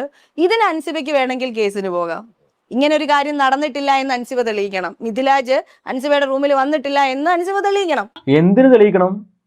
എടോ, അവർ പ്രായപൂർത്തിയായ 2 പേര്, അവരെ ഒരുമിച്ചിരിക്കുന്ന ഇപ്പം ആർക്കാ പ്രശ്നം? ആർക്കാ? നിങ്ങളുടെ കുടുംബത്തിന് എന്തെങ്കിലും പ്രശ്നമുണ്ടോ? നിങ്ങൾക്ക് വല്ല പ്രശ്നമുണ്ടോ? AMM അസോസിയേഷൻ പ്രശ്നമുണ്ടോ? അല്ല അതിൽ ഓരോ അംഗങ്ങൾക്ക് പ്രശ്നമുണ്ടോ? ആർക്കും പ്രശ്നമില്ല. അവർക്കും അവരുടെ കുടുംബത്തിന് മാത്രമേ എന്തെങ്കിലും ഉണ്ടെങ്കിൽ തന്നെ അതുള്ളൂ. പിന്നെ എന്തിനാ അവർ തെളിയിക്കണം? എന്തിനൊരു കേസിന് പോകണം? കേസിന് പോവാം, അത് അവരുടെ ഇഷ്ടമാണ്. പക്ഷെ നിങ്ങൾ ഈ പറയുന്ന വാദമൊന്നും എന്താണ് ഇവർ ഉദ്ദേശിക്കണമെന്ന് മനസ്സിലാവുന്നില്ല. എന്താണ് പറഞ്ഞു വരുന്നത്? എന്തിലേക്കാണ് പോകുന്നത്? കൂടെ നടന്ന ഫ്രണ്ട് എന്ന് പറയുന്ന വ്യക്തിയുടെ ക്യാരക്ടറിനെയാണ് ഇങ്ങനെ വലിച്ച് ചവിട്ടി അരച്ച് ഒരു അവസ്ഥയിലേക്ക് എത്തിക്കുന്നത്. കൂടെ നടന്ന സുഹൃത്താണെന്ന് ഇവർ പറയുന്നത്. ഇവർ പല കാര്യങ്ങളും അവർക്ക് വേണ്ടി ചെയ്തിട്ടുണ്ടെന്ന് പറയുന്നു. ആ ഒരാൾക്ക് വേണ്ടി ആ ഒരാളുടെ കാര്യമാണ് ഈ കിടന്ന് പറയുന്നത്. വ്യക്തിവൈരാഗ്യം വന്നു കഴിഞ്ഞാലേ അവിടെ സുഹൃത്ത് എന്നൊന്നും നോക്കാത്ത കുറേ ആൾക്കാരുണ്ട്. എങ്ങനെയാണെങ്കിലും അയാളുടെ ക്യാരക്ടറിനെ പബ്ലിക്കിനിടയിൽ ഇട്ടിട്ട് നാശകോശയാക്കും. ഇതുപോലുള്ള സുഹൃത്തുക്കൾ ആർക്കും കിട്ടരുത്. ബാക്കി അങ്ങനെയാണെങ്കിൽ ഇവിടുന്ന് പൊക്കോണം എന്ന് പറയുന്നു. നിങ്ങൾ വേറെ സ്ഥലത്തേക്ക് പോകണം എന്ന് പറഞ്ഞു. ID കാർഡ് തന്നാൽ അവർക്ക് സ്റ്റേ ചെയ്യാം, ID കാർഡ് ഇല്ലെങ്കിൽ സ്റ്റേ ചെയ്യാൻ പറ്റില്ല. അപ്പോൾ ഇവർ പറഞ്ഞു ഇവർ പോവാണെന്ന് പറഞ്ഞു. അങ്ങനെ നമ്മുടെ പ്രൊഡക്ഷനിലെ ആൾക്കാരൊക്കെ അങ്ങോട്ടും ഇങ്ങോട്ടും ഒക്കെ മാറി ഒരു 10:30 കൂടിയിട്ട് ഇവര് പോകാനായിട്ട് തയ്യാറാവുന്നു. അപ്പോൾ അവിടുത്തെ ആ കുട്ടിയുടെ ലഗേജും സാധനങ്ങളും ഒക്കെ കെയർ ടേക്കറെ ഏൽപ്പിക്കുന്നു. അപ്പൊ ഇവർക്ക് മനസ്സിലായി ഈ കുട്ടി വീട്ടിലേക്കല്ല പോകുന്നത്. അപ്പൊ സ്വാഭാവികമായിട്ടും ഒരു സ്ഥലത്ത് അഭിനയിക്കാനായിട്ട് ഒരു പെൺകുട്ടിയോ ആരുമില്ലാതെ വരുമ്പോൾ അതിന്റെ ഉത്തരവാദിത്തം തീർച്ചയായിട്ടും ആ പ്രൊഡക്ഷനിലുള്ള ആൾക്കാർക്കല്ലേ. അപ്പൊ അത് വെച്ചിട്ട് അവരെന്ത് ചെയ്തു, ശ്വേത ചേച്ചിയെ ഫോൺ വിളിച്ചിട്ട് പറഞ്ഞു, നിങ്ങളുടെ ജോയിന്റ് സെക്രട്ടറി കൂടിയായ അൻസിബ ഹസൻ ആരാന്ന് നമുക്കറിയില്ല, ആരോ ഒരാളുടെ കൂടെ എങ്ങോട്ടോ പോയിട്ടുണ്ട്, 3 ദിവസം കഴിഞ്ഞേ വരുള്ളൂ എന്ന് പറഞ്ഞിട്ട് ലഗേജ് ഇവിടെ വെച്ചിട്ടുണ്ട് എന്ന് പറഞ്ഞു. അപ്പൊ ഞങ്ങൾ നിങ്ങളെ ഒന്ന് ഇൻഫോം ചെയ്യാൻ വേണ്ടിയിട്ട് പറഞ്ഞതാണ്. വൈ ശ്വേതാ മേനോൻ? എന്തിന്? അൻസിബയുടെ കെയർ ടേക്കർ ശ്വേതാ മേനോൻ ആണോ? അൻസിബയ്ക്ക് ഉമ്മയില്ലേ? അൻസിബയ്ക്ക് ഒരു ബ്രദർ ഉണ്ടെന്ന് തോന്നുന്നു, സിസ്റ്റർ ഉണ്ടെന്ന് തോന്നുന്നു. ഇവരെ ആരെയും അറിയിക്കാണ്ട് പോയി ശ്വേതാ മേനോൻ. ചേച്ചി ഇത് എങ്ങോട്ടാ പറഞ്ഞുകൊണ്ട് പോകുന്നത്? അങ്ങനെ ശ്വേതാ മേനോനെയും ഇതിനകത്തേക്ക് ഇൻവോൾവ് ചെയ്തു. ഓട്ടോമാറ്റിക്കായിട്ട് ഈ വീഡിയോ ക്ലിപ്പൊക്കെ അവരിൽ ഉണ്ടാവുമല്ലോ. അതുകൊണ്ടാണ് ഇപ്പോൾ കഴിഞ്ഞ ദിവസം അൻസിബ ഒരു കേസ് കൊടുത്തു. അൻസിബയുമായിട്ട് ബന്ധപ്പെട്ട എന്തോ വീഡിയോ പ്രചരിപ്പിച്ചതിനെതിരായിട്ട് ശ്വേതാ മേനോനും ലക്ഷ്മിപ്രിയയ്ക്കും അഗേൻസ്റ്റ് ആയിട്ട് അൻസിബ ഒരു കേസ് കൊടുത്തു. അപ്പോൾ ശരിക്കും പറഞ്ഞാൽ ആ വിഷയത്തിലേക്ക് ശ്വേതാ മേനോനെ ഇവർ വലിച്ചിട്ടതല്ലേ? ഇവർ പറഞ്ഞ പ്രകാരം അതിനകത്ത് എന്തിനാണ് ശ്വേതാ മേനോൻ അറിയിച്ചത് എന്നുള്ളത് ചോദ്യമാണ്. പ്രൊഡക്ഷൻ ടീം എന്തിനാ അവരെ വിളിച്ച് പറയണം? നിങ്ങളുടെ ജോയിന്റ് സെക്രട്ടറി ഇങ്ങനെ ഒരാളുമായിട്ട് ഹൂ ബോതേർഡ്? എനിക്കത് എത്ര ചിന്തിച്ചിട്ട് മനസ്സിലാവാത്ത കാര്യമാണ്. വീണ്ടും ഞാൻ പറയുന്നു, ആ കുട്ടി അത്യാവശ്യം ഇത്രയും കാലം അതിന് ഒറ്റയ്ക്കല്ലേ ലൊക്കേഷനിലൊക്കെ പോയിട്ടുള്ളത് അല്ലേ? ഇവിടെ മാത്രമല്ലല്ലോ. അവിടെ ഒന്നും ഉണ്ടാവാത്തൊരു പ്രശ്നം ഇവിടെ ഉണ്ടാവാൻ 9 വർഷമായിട്ട് ഇവർ റിലേഷനിലാണെന്ന് പറഞ്ഞിട്ടുണ്ടെന്ന് ലക്ഷ്മിപ്രിയ പറയുന്നു. ഇനി അങ്ങോട്ട് അതാ പറയുന്നത്. അപ്പോൾ ലക്ഷ്മിപ്രിയയ്ക്ക് അത് ആരാണെന്ന് വ്യക്തമായിട്ട് അറിയാമല്ലോ. എന്താണ് ഈ പറഞ്ഞു വരുന്നത്, എന്താണ് ഈ പറഞ്ഞുണ്ടാക്കാൻ നോക്കുന്നത്? ബാക്കി കേൾക്കാം. ഇന്ന് ശ്വേത ചേച്ചിയെ വിളിച്ച് അവർ പറയുന്നു, ഞാൻ വിളിച്ചു, ഈ വിവരം ഞാൻ അറിഞ്ഞിട്ട് ഈ ഷീബ എന്ന് പറഞ്ഞ ആൾ എന്നെ വിളിച്ചു പറഞ്ഞപ്പം ഞാൻ പറയാണ്, അത് ചിലപ്പോൾ ആ കുട്ടിയുടെ ആങ്ങളെ ആയിരിക്കും ചേച്ചിന്ന്. അപ്പൊ എൻ്റെ അടുത്ത് പറയാം, ആങ്ങളെ എങ്ങനെയാണ് മുഖം മറച്ചൊരു പെങ്ങളുടെ റൂമിൽ വരുന്നത്? മാത്രമല്ല ഇത്രയും വലിയൊരു പെങ്ങളുടെ കൂടെ ആങ്ങളെ താമസിക്കില്ലല്ലോ. മാഡത്തിന്റെ റൂം അവിടെ ഒഴിഞ്ഞു കിടപ്പുണ്ടല്ലോ, എന്തുകൊണ്ട് ആ പുള്ളി അവിടെ താമസിച്ചില്ല? എന്തിന് ഈ മാഡത്തിന്റെ റൂമിൽ തന്നെ താമസിച്ചു? നമുക്ക് ഉത്തരവില്ലാതെ പോവാണ്. അവിടെ ഞാൻ അൻസിബയെ സേവ് ചെയ്യാനേ നോക്കിയിട്ടുള്ളൂ. ഇത് കഴിഞ്ഞ് ഞാൻ ഈ കുട്ടിയെ വിളിച്ചപ്പോൾ എന്നോട് ചിരിച്ചിട്ട് പറഞ്ഞു, ചേച്ചിക്ക് അറിയില്ലേ 9 വർഷമായിട്ട് എനിക്കൊരു ബോയ് ഫ്രണ്ട് ഉണ്ടെന്ന് അറിയില്ലേ? 9 വർഷമായിട്ട് എനിക്കൊരു ബോയ് ഫ്രണ്ട് ഉണ്ടെന്ന് അറിയില്ലേ എന്ന് അൻസിബ പറഞ്ഞു. ഇതൊക്കെ ഇവർ പറയുന്ന കാര്യങ്ങളാട്ടോ. ഇതിനൊന്നും ഒരു എവിഡൻസും ഇല്ല. അങ്ങനത്തെ ഒരാളോടെ വന്നോന്നോ അവരെ ഇവർ കണ്ടോന്നോ ഇങ്ങനൊരു പ്രശ്നം ഉണ്ടായിട്ടുണ്ടോ എന്നോ ഒന്നും തെളിവുകളില്ല. സംസാരം മാത്രമേ ഉള്ളൂ. വീഡിയോ ഫുട്ടേജ് ഉണ്ടെന്ന് പറയുന്നു. പറയേച്ചി. അപ്പൊ അദ്ദേഹത്തിന്റെ കൂടെ ഞങ്ങൾ കന്യാകുമാരിയിൽ പോവാണെന്ന് പറഞ്ഞു. അങ്ങനെ കന്യാകുമാരിയിൽ പോയിട്ട് ദേ അവിടെ ഒരു കുബേരനും അവിടെ ഒരു ലക്ഷ്മി ഇരിപ്പുണ്ട് ശംഖ് കൊണ്ടുള്ള. ഒരു മിനിറ്റ് തന്നാൽ ഞാൻ എടുത്ത് കാണിച്ചു തരാം. ഇതൊക്കെ മേടിച്ച് 3 ദിവസം കഴിഞ്ഞ് അൻസിബ ഭയങ്കര ഹാപ്പി ആയിട്ട് ഈ വീട്ടിൽ വന്നിട്ട് എൻ്റെ അടുത്ത് ചോദിച്ചു, ചേച്ചി പറഞ്ഞില്ലേ ഇങ്ങനെ പൈസ എന്തെങ്കിലും വേണേ ഹെൽപ്പ് ചെയ്യാമെന്ന് പറഞ്ഞില്ലേ, അപ്പൊ എന്നെ ഒന്നൊരു 50,000 എന്നെ ഹെൽപ്പ് ചെയ്യാമോന്ന് ചോദിച്ചു. ഞാൻ അകത്ത് പോയിട്ട് എൻ്റെ കയ്യിലുണ്ടായിരുന്ന പൈസയിൽ നിന്ന് 50,000 രൂപ ഈ കുട്ടിക്ക് ക്യാഷ് ആയിട്ട് 50,000 രൂപ ക്യാഷ് അടങ്ങ് വാരി എറിഞ്ഞു. ചേച്ചി ഞാൻ കൊടുത്തു ചോദിച്ചുടനെ. ഇതിന് മാത്രം വരുമാനം ഉണ്ടോ? നേരത്തെ പറഞ്ഞ പോലെ ബിസിനസ് എല്ലാം ഉണ്ടോ എന്ന് അറിയില്ല. സിനിമകൾ കുറവാണ്. ആകെ ഉണ്ടായിരുന്നു ഈയിടെ ഒരു അമൃത ടിവിയിൽ ഒരു സീരിയൽ ചെയ്യുന്നുണ്ടായിരുന്നു.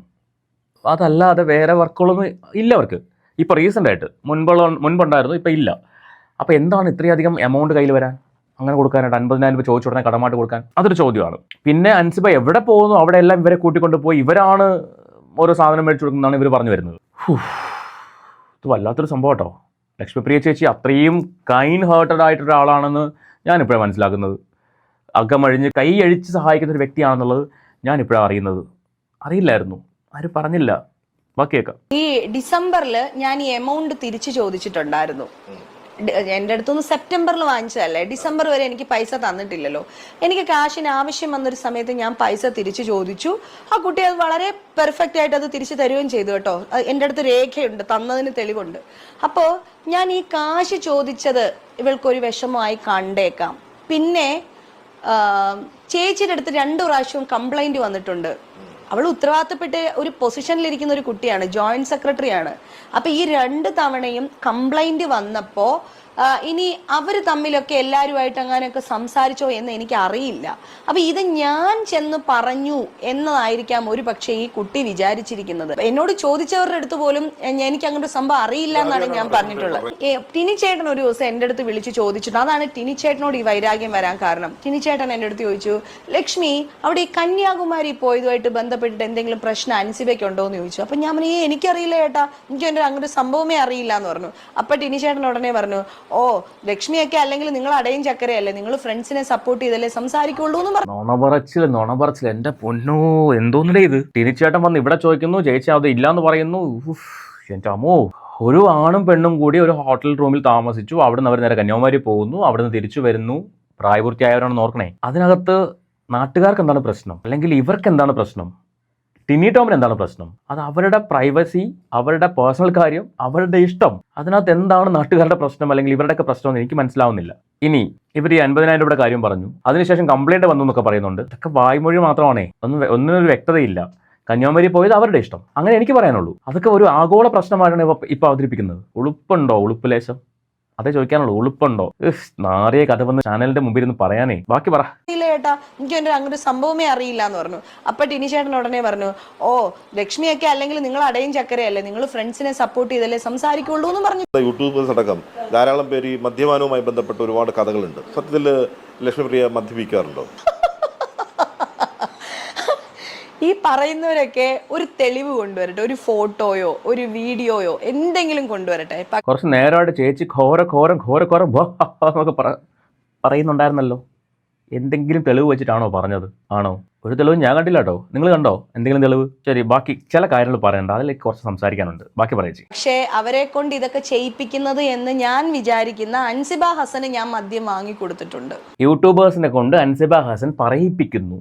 അത്രമാത്രം ഗതികേട് യൂട്യൂബേഴ്സിനുണ്ടെന്ന് ഞാൻ കരുതുന്നില്ല കേട്ടോ. അവനവൻ്റെ ഡിഗ്നിറ്റി കളഞ്ഞിട്ട്, ചാനലിൻ്റെ ഡിഗ്നിറ്റി കളഞ്ഞിട്ട്, ആരെങ്കിലും തരുന്ന നക്കാപ്പിച്ച കാശിന് വേണ്ടി കാര്യങ്ങൾ എടുത്തു വെച്ച് സംസാരിക്കുന്ന ആൾക്കാരാണ് യൂട്യൂബേഴ്സ് എന്ന് ഞാൻ വിശ്വസിക്കുന്നില്ല. ഇൻഫർമേഷൻസ് പാസ് ചെയ്യാറുണ്ടാവും, അതല്ലാണ്ട് വ്യക്തികൾക്ക് വേണ്ടി സംസാരിക്കാറില്ല. പ്രത്യേകിച്ച് റിയാക്ഷൻ വ്ളോഗേഴ്സ് സത്യം എവിടെയാണെന്ന് തോന്നുന്നു അത് ചൂണ്ടിക്കാണിച്ച് സംസാരിക്കും, അതല്ലാതെ ആ വ്യക്തിക്ക് വേണ്ടി സംസാരിക്കാറില്ല. പൈസ മേടിച്ച് വീഡിയോ ചെയ്യുന്ന ആൾക്കാർ, അല്ലെങ്കിൽ പൈസ മേടിച്ചിട്ട് ആ വ്യക്തിക്ക് വേണ്ടി ചെയ്യുന്ന ആൾക്കാർ എനിക്കറിയില്ല. ഓക്കെ, അപ്പോൾ ചേച്ചി അൻസിബയുടെ നിന്ന് കാശ് മേടിച്ചിട്ട് ഇതൊക്കെ ചെയ്യുന്നതാണെന്ന് പറയുന്നതിനോട് 1% പോലും യോജിക്കാൻ പറ്റില്ല. ബാക്കി അതിന്റെ ബില്ലും ആ സ്ഥലവും ഡീറ്റെയിൽസും എല്ലാം എൻ്റെ ഈ ഫോണിലുണ്ട്.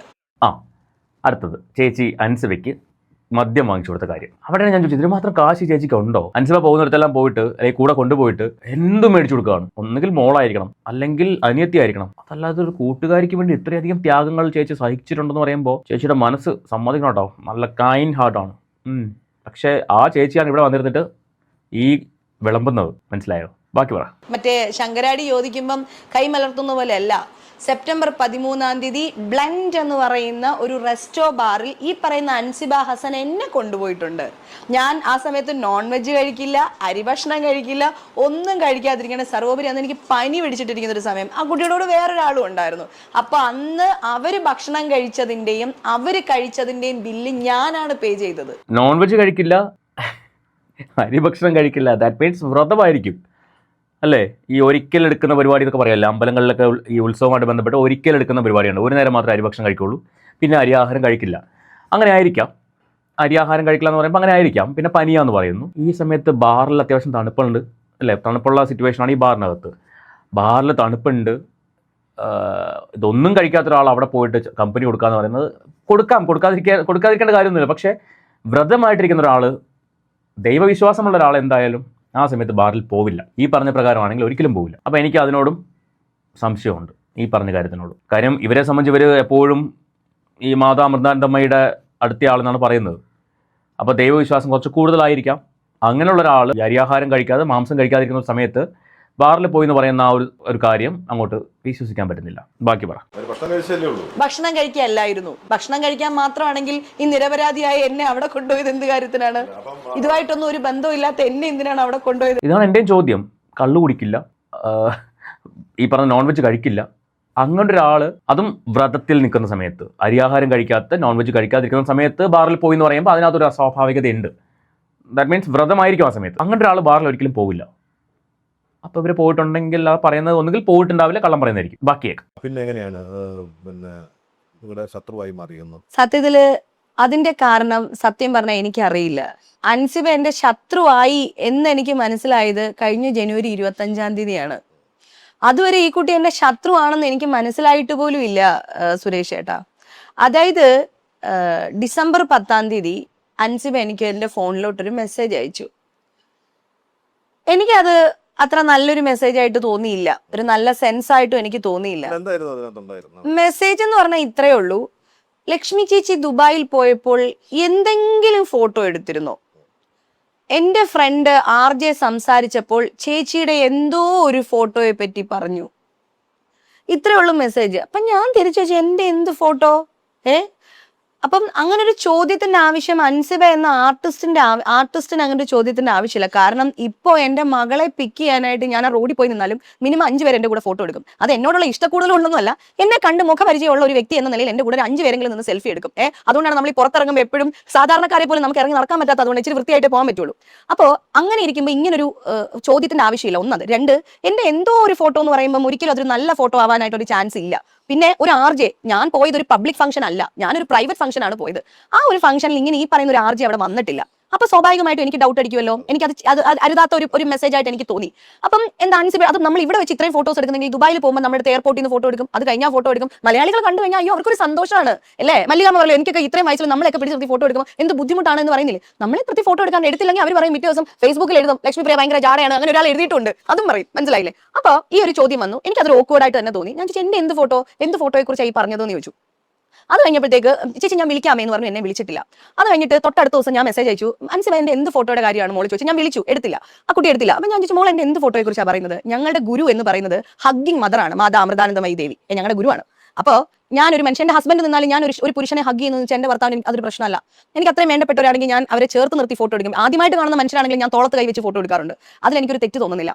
പിന്നെ എനിക്ക് അത്രയും വേണ്ടപ്പെട്ട ഒരു മനുഷ്യനാണെങ്കിൽ സന്തോഷം കൊണ്ട് ഞാൻ കവളത്തൊരു ഉമ്മ കൊടുക്കും, അതിലൊരു തെറ്റ് പറയാനില്ല. ഇതല്ലാത്ത ഞാൻ ഒരാളുടെ മടിയിലിരിക്കുന്നതോ ഒരാൾക്ക് വാരി കൊടുക്കുന്നതോ ഒരാളുടെ കൂടെ വേറെ എന്തെങ്കിലും ചെയ്യുന്നതോ ആയിട്ടുള്ള ഫോട്ടോസ് കാണില്ല. മോളുടെ ഫ്രണ്ട് RJ കണ്ട ഫോട്ടോ എന്താണെന്ന് മോളൊന്ന് പറയണം എന്ന് പറഞ്ഞിട്ട് തന്നെ ആ മെസ്സേജ് ഒക്കെ ഇപ്പോഴും എന്റെ ഫോണിൽ കിടപ്പുണ്ട്. അല്ല ചേച്ചി, ഒരു സംശയമേ, നിങ്ങൾ ഒരു തെറ്റും ചെയ്യാത്ത ഒരാളാണെങ്കിൽ നിങ്ങൾ ഇതിന് പാനിക് ആവേണ്ട കാര്യം എന്താണ്? കണ്ടിന്യൂസ് ആയിട്ട് എന്ത് ഫോട്ടോ മോൾ എന്ത് ഫോട്ടോ കണ്ടത് എന്നിങ്ങനെ ചോദിച്ചുകൊണ്ടിരിക്കേണ്ട കാര്യം എന്താണ്? ഒരിക്കൽ ചോദിച്ചു, പറയാമെന്ന് പറഞ്ഞു. രണ്ടാമത് ചോദിച്ചു, ആ കുട്ടി ഒഴിഞ്ഞു മാറുന്നു അല്ലെങ്കിൽ പറയാമെന്ന് പറയുന്നു. മൂന്നാമത് ചോദിച്ചു, ഈ RJ എന്ന അക്ഷരം പറഞ്ഞല്ലോ, അതിൻ്റെ കൂട്ടത്തിൽ ഒരു പേരും ഉണ്ടാവുമല്ലോ. നിങ്ങൾക്ക് അങ്ങനെയാണെങ്കിൽ അയാളോട് ചോദിക്കാൻ പാടില്ലേ, ഇതെങ്ങനെ അൻസിബ ഒരു കാര്യം പറയുന്നുണ്ട്, നിങ്ങൾ എന്ത് ഫോട്ടോ കണ്ടത്? അൻസിബ ചോദിച്ചപ്പോൾ അൻസിബ പ്രത്യേകിച്ചൊന്നും പറയുന്നില്ല എന്ന് പറഞ്ഞാൽ അയാളെ വിളിച്ച് ചോദിക്കാൻ പാടില്ലേ? എന്താ ചോദിക്കാത്തത്? അൻസിബ അത് പറയാത്തത് എന്തുകൊണ്ടാണെന്ന് നമുക്കും അറിയത്തില്ല. ഇപ്പോഴും ആരും അൻസിബയുടെ ആ ചോദ്യം ചോദിക്കുന്നില്ല. അങ്ങനെ ഒരു സംഭവം ഉണ്ടെങ്കിൽ, ഈ പറയുന്നത് കറക്റ്റ് ആണെങ്കിൽ അൻസിബയുടെ ആരും പോയി ചോദിക്കുന്നത് കണ്ടിട്ടില്ല. എന്ത് ഫോട്ടോയാണ്, എന്താണ് നിങ്ങൾ കണ്ടത് എന്ന് ചോദിക്കുന്നത് ഞാൻ കേട്ടിട്ടില്ല. നിങ്ങൾ ആരെങ്കിലും കേട്ടിട്ടുണ്ടെങ്കിൽ കമൻറ്റ് ചെയ്യുക. ഈ RJയോട് നിങ്ങൾക്ക് ചോദിച്ചോളൂ, നിങ്ങൾക്ക് അത്ര ക്യൂരിയസ് ആയിട്ട് നിൽക്കുകയാണെങ്കിൽ അറിയാൻ വേണ്ടി. ഇനി അത്ര ക്യൂരിയസ് ആവേണ്ട കാര്യമില്ല, കാരണം നിങ്ങൾ തന്നെ പറയുന്നു അങ്ങനെ ഒരു സംഭവം ഉണ്ടായിട്ടില്ല, ഞാൻ അനാവശ്യമായിട്ട് ആരുടെ ഒപ്പം അങ്ങനെ നിന്നിട്ടില്ല എന്നൊക്കെ പറയുമ്പോൾ നിങ്ങൾക്ക് ഉറപ്പില്ലേ? അല്ല, എൻ്റെ ഒരു സംശയമാണ്, നിങ്ങൾക്ക് ഉറപ്പില്ലേ? ബാക്കി പറ. ടൈമും ഡേറ്റും സഹിതം. അപ്പോൾ ആ കുട്ടി വിളിച്ചിട്ട് ആ കുട്ടി പറഞ്ഞു ചേച്ചി ഞാനൊരു വർക്കിലാണ്, പിന്നെ വിളിക്കാം എന്ന് പറഞ്ഞു. ഓക്കെ, രാത്രി 11:30 മണിക്കാണ്. ഈ 11:30 മണി എന്ന് പറഞ്ഞതിന് ഉദ്ദേശം മനസ്സിലായോ? രാത്രി 11:30 മണിക്ക് എന്ത് വർക്കാണ് എന്ന് ആൾക്കാർ ചിന്തിക്കണം. ഓക്കെ, അപ്പം എവിടേക്കാണോ അൻസിബയ്ക്കിട്ട് കുത്താൻ പറ്റുന്നത് അവിടെയൊക്കെ ചേച്ചി കുത്താൻ ശ്രമിക്കുന്നുണ്ട്. ഇത് എന്തിനാണ് എന്നുള്ളതാണ് ചോദ്യം. അത് ഈ പറയുന്ന അസോസിയേഷന് എഗെയിൻസ്റ്റ് ആയിട്ട് അൻസിബ പറഞ്ഞ ആരോപണങ്ങൾ, ആ ആരോപണങ്ങളിൽ യാതൊരു കഴമ്പുമില്ല, അൻസിബ ഇങ്ങനത്തെ ഒരു ക്യാരക്ടറാണ് ആ കുട്ടിയുടെ എന്ന് വരുത്തി തീർക്കാനുള്ള ഒരു തത്രപ്പാടായിട്ടാണ് എനിക്കിത് തോന്നുന്നത്. ഈ കംപ്ലീറ്റ് ഇൻ്റർവ്യൂ കാണുമ്പോൾ എനിക്ക് ഫീൽ ചെയ്യുന്നത് അങ്ങനെയാണ്. ഇതിനകത്ത് വേറെ ഒരു ടോപ്പിക്ക് സംസാരിക്കുന്നില്ല, ഇവരെ വെളുപ്പിക്കാൻ വേണ്ടിയുള്ള ടോപ്പിക്ക് മാത്രം സംസാരിച്ച് പോകുന്ന ഇന്റർവ്യൂ. ബാക്കി പറ എന്ന് പറഞ്ഞു, വിളിക്കുന്നില്ല. പിന്നെ 2 ദിവസം കഴിഞ്ഞപ്പോഴത്തേനും നമ്മൾ IFFKയുടെ ഡിന്നറിന് വേണ്ടിയിട്ട് ട്രിവാൻഡ്രത്ത് പോകുന്നു. ട്രിവാൻഡ്രത്ത് വെച്ച് ഈ കുട്ടിയെ കാണുന്നുണ്ട്. ഞാൻ ഇവൾക്ക് ദുബായിൽ നിന്ന് നല്ല വില പിടിപ്പുള്ള ഒരു വാച്ച് മേടിച്ചുകൊണ്ട് വന്നിട്ടുണ്ടായിരുന്നു. ഇത് ഗിഫ്റ്റ് ആയിട്ട് കൊണ്ട് കൊടുത്തു. അപ്പോൾ ഇവൾ പറഞ്ഞു റൂമിൽ വരാൻ സംസാരിക്കാന്ന് പറഞ്ഞു, വന്നിട്ടില്ല. ഞാൻ റൂമിലേക്ക് വിളിച്ചപ്പോൾ തലവേദനയാണെന്ന് പറഞ്ഞു ഒഴിഞ്ഞു മാറി. അപ്പോൾ താഴെ വന്നപ്പോൾ തലവേദന ഉള്ളതായിട്ടൊന്നും എനിക്ക് തോന്നിയില്ല. അപ്പോൾ എനിക്ക് തോന്നി ഈ കുട്ടി എന്നിൽ നിന്ന് എന്തോ ഡിറ്റാച്ച്ഡ് ആവുന്നുണ്ടല്ലോ എന്ന് തോന്നി. IFFKയുടെ ഡിന്നർ ആരാ ആങ്കർ ചെയ്തതെന്ന് സുരേഷ് ചേട്ടൻ അറിയാമോ? അൻസിബയാണ് IFFKയുടെ ഡിന്നർ ആങ്കർ ചെയ്തത്. എന്നിട്ട് കഴിഞ്ഞ ദിവസം പറഞ്ഞു IFFKയുടെ ഡിന്നറിന് മദ്യം വിളമ്പി എന്ന് പറഞ്ഞല്ലോ ഞങ്ങളുടെ ഏതോ ഒരു അംഗം ആരോപിച്ചു. അപ്പൊ അത് ആങ്കർ ചെയ്ത വ്യക്തി എന്ന നിലയിൽ അൻസിബ എന്താ അത് തിരുത്താഞ്ഞത്? എന്താ IFFKയില് ഡിന്നറിൽ മദ്യം വിളമ്പിയിട്ടില്ല എന്ന് പറയാൻ എന്തുകൊണ്ട് അൻസിബയ്ക്ക് കഴിഞ്ഞിട്ടില്ല? അപ്പോൾ ഒരുപാട് ആളുകൾ അടിക്കുന്നുണ്ട്, അതും കൂടെ അങ്ങ് ഇരുന്നോട്ടെ എന്നോർത്തിട്ട് ആ കുട്ടി എന്തുകൊണ്ട് സൈലന്റ് ആയി?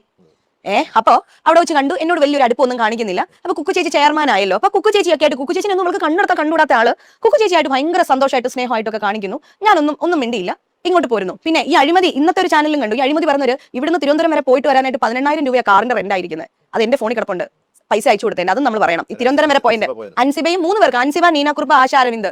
ഞാൻ ട്രെയിൻ ആദ്യം ഞാൻ ഫ്ലൈറ്റ് ടിക്കറ്റ് ബുക്ക് ചെയ്തു. കാറിൽ പോകുന്ന ഒരു അഭിപ്രായം വന്നപ്പോഴത്തേനും സമയത്തിന്റെ പ്രശ്നം കൊണ്ട് പിന്നെ ഞാനത് ഫ്ലൈറ്റ് ടിക്കറ്റ് ബുക്ക് ചെയ്തതിനെ കൊണ്ട് കാറിൽ വരാമെന്ന് പറഞ്ഞു. അപ്പോൾ ഞാൻ ഫ്ലൈറ്റ് ടിക്കറ്റ് ക്യാൻസൽ ചെയ്തു. ഇവരൊക്കെ വണ്ടി വെളുപ്പിന് 2 മണിക്ക് പോകുന്നു എന്ന് പറഞ്ഞപ്പോൾ അത്രയും ഏർലിയർ ആയിട്ട് എനിക്ക് ട്രാവൽ ചെയ്യാൻ പറ്റാത്തതുകൊണ്ട് ഞാൻ പോയില്ല. അപ്പോൾ പിന്നെ ഇവർ 3 പേർക്ക് അപ്പ് ആൻഡ് ഡൗൺ കാറിൽ പോയി വരാനായിട്ട് അവർ 18,000 രൂപയാണ് എടുത്തത്. ചാരിറ്റി അസോസിയേഷൻ അല്ലേ? അല്ല ചേച്ചി, 3 പേർക്ക് 18,000 രൂപ അപ്പ് ആൻഡ് ഡൗൺ എമൗണ്ട് വരുമ്പോൾ ഒരാൾക്ക് 6,000 രൂപ വെച്ച് കൂട്ടും. ഒരാൾക്ക് 6,000 രൂപ കാറിന്. ഓക്കെ, 18,000 രൂപ. ചേച്ചി ആദ്യം ഫ്ലൈറ്റ് ടിക്കറ്റ് എടുത്തത്. Kochi to Trivandrum flight ticket എത്രയാണ് വരുന്നത് ചാർജ്? പെട്ടെന്ന് എടുക്കുകയാണെങ്കിൽ എങ്ങനെ പോയാലും ഒരു 3000 4000 വരും. ഓക്കെ, എന്തായാലും വരും. അപ്പോഴും 8000 രൂപയായില്ലേ അപ്പ് ആൻഡ് ഡൗൺ. ഇനി പോട്ടെ, ചേച്ചി വന്ദേ ഭാരതിലാണ് പോയെന്ന് പറയുന്നത്, ട്രെയിനിൽ. വന്ദേ ഭാരതിൽ എക്സിക്യൂട്ടീവ് കോച്ചിൽ 3000 രൂപയാവും. അപ്പോഴും 6000 രൂപയായില്ലേ? അത് 750 രൂപ ടിക്കറ്റാണ് എടുത്തത്. 750 രൂപയാണ്, 750 അല്ലെങ്കിൽ 800 രൂപ റേഞ്ചാണ് Vande Bharat normal ticket. Trivandrum, Kochi to Trivandrum അല്ലെങ്കിൽ ട്രിവാൻഡ്രം ടു കൊച്ചി. നിങ്ങൾ ആ കാറിൽ പോകാൻ പ്ലാൻ ചെയ്ത ആളാണേ.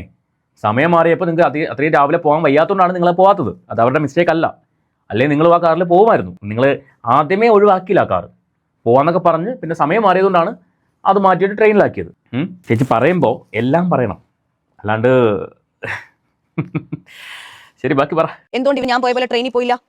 എന്തുകൊണ്ട് അത് കട്ട് ചെയ്തില്ല? അപ്പൊ ചോദ്യങ്ങളൊക്കെ നമ്മുടെ കയ്യിലുണ്ട്, പക്ഷേ ഫേസ് ടു ഫേസ് അത് കേൾക്കാനായിട്ട് ആരെങ്കിലും ഒക്കെ ഇരിക്കണം, അത്രേ ഉള്ളൂ. അപ്പോൾ എനിക്ക് ഇവിടെ കുറച്ച് ഡിറ്റാച്ച്ഡ് ആയിരുന്നു മനസ്സിലായി. അപ്പോൾ എന്റെ ഹസ്ബൻഡ് ഒരു ദിവസം വളരെ യാദൃച്ഛികമായിട്ട് എൻ്റെ അടുത്ത് ചോദിച്ചു, ലക്ഷ്മി ഏത് ഫോട്ടോയുടെ കാര്യമാണ് അൻസിബയുടെ അടുത്ത് പറഞ്ഞത്? ഏത് ഫോട്ടോയുടെ കാര്യം, എന്താണ് ഉദ്ദേശിക്കുന്നത്? ഞാൻ എനിക്കറിയില്ല ജയശേട്ടാ, ഈ കുട്ടി ഇങ്ങനെ എൻ്റെ അടുത്ത് ചോദിച്ചു എന്ന് പറഞ്ഞു. എന്താ ലക്ഷ്മി അപ്പോൾ ചോദിക്കാത്തത്? ഞാൻ പല ആവർത്തി ചോദിച്ചിരുന്നില്ല. അപ്പോൾ ആ പ്രാവശ്യം എന്ന് വെച്ചാൽ ഞാൻ സുരേഷേട്ടൻ ഓർമ്മയുണ്ടോ, ഇൻഡിഗോയുടെ ഫ്ലൈറ്റ് ക്യാൻസൽ ആയി, 480 ഫ്ലൈറ്റ് ക്യാൻസൽ ആയിട്ട് ഞാൻ ദുബായിൽ പെട്ടുപോയ ഒരു അവസ്ഥ ഉണ്ടായിരുന്നു. എനിക്ക് എക്സിറ്റ് അടിച്ചു, അതന്നെ എക്സിറ്റ് വിസ അടിച്ചു. എക്സിറ്റ് അടിച്ചിട്ട് പിന്നെ ഇല്ലത്തുനിന്ന് ഇറങ്ങുകയും ചെയ്തു, അമ്മാത്തോട്ട് കയറാനും പറ്റാത്ത അവസ്ഥ. അപ്പം അതിന് തൊട്ട് മുന്നേ ഞാനും ഇവിടുത്തെ ഒരു നടി, മലയാളത്തിൽ അഭിനയിക്കുന്ന ഒരു കുട്ടിയും കൂടെയാണ് പോയത്. അങ്ങനെ 2 ട്രിപ്പ് ഉണ്ട്. ഇതിൽ ഏത് ട്രിപ്പിനെ കുറിച്ച് ഈ കൊച്ചു ചോദിക്കുന്നത് പോലെ എനിക്ക് സത്യത്തിൽ മനസ്സിലായിട്ടില്ല.